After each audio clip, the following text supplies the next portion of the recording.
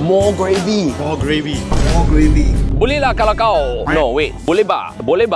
Kalau kau. Hari ni kita berada di BORENOS Chicken. Ayam goreng dari Sabah. First time in KL. This is the first branch. Jom kita cuba.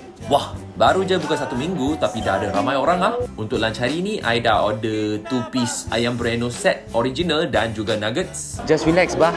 Ho ho ho, nampaknya sedap. But the best part is here, the gravy. Jom kita makan.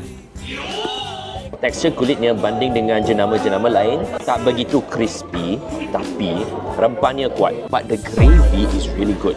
You makan ayam goreng ni dengan gravy, it's really good. It's really good. Okay, sekarang kita makan dengan cheese sauce.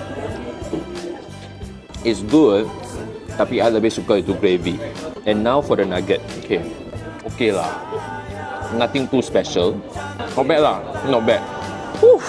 Okay, so apa yang I suka dengan BORENOS Chicken is not oily and greasy, okay? Maksudnya, you tak akan rasa muak macam ayam goreng lain, you know? When it's very greasy and oily, you tak boleh makan banyak. Tapi BORENOS Chicken, you can eat a lot. And the gravy is good, right? The gravy is really good.